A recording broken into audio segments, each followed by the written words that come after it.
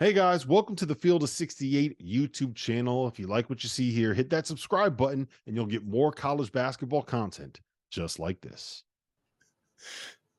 No, I don't think it is. There is absolutely no chance that Tom Izzo is going to go out on a season like this, right? Where it's frustrating and it's disappointing and they don't live up to expectations. I think that they'll probably still make the NCAA tournament.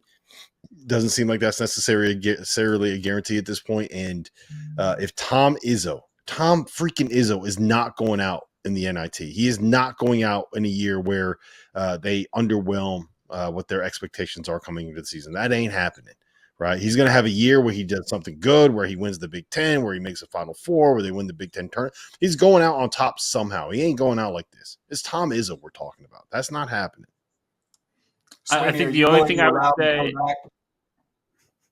I think the only thing I would say in response to that, Dauster, and I don't disagree with you, is if Tom Izzo no longer feels like he can win at the highest level with the way that he wants to build a program, right? Like we know Tom Izzo's not going to compromise who he is as a coach. He's not going to all of a sudden say, all right, we got to go take 6 transfers. We got to take 7 transfers. We got to turn this thing around with, mercenaries, ringers, whatever you want to call them, right? Like that's not who Izzo is. It's never who he's going to be. And I think if he got to this offseason and he looked up big picture and was like, look, the only way that we're going to get back to at Michigan State to get back to where I had this program at its peak is doing things a way that I don't endorse, then I will walk away and do something else. I could see that happening.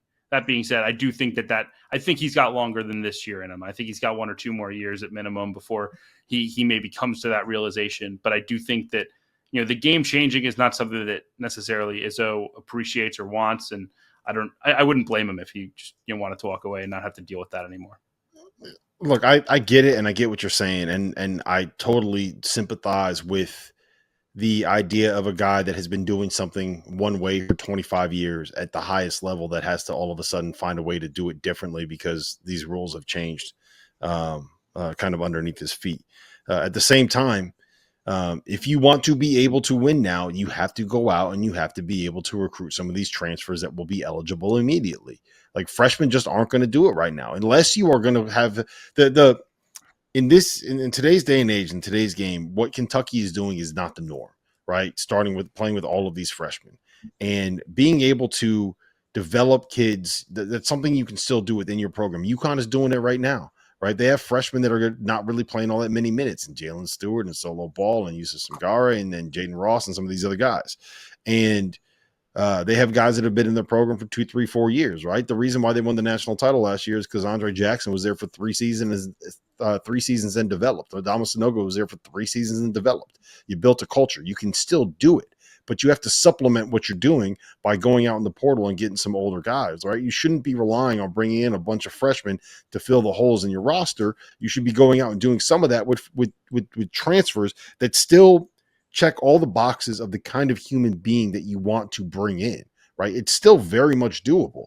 Just instead of going out and bringing in 5 freshmen in a class, you go and you get 2 or 3, you get 2 or 3 transfers, and boom, you're done. That's how you end up building these classes. I think the refusal to do it and to kind of get in the portal is a little bit of stubbornness, and he's going to have to find a way to adapt, or it's going to keep going like this for him. And I think that he will. He's too damn competitive to not adapt, but he might be too stubborn not to. I don't know. We'll see what ends up happening.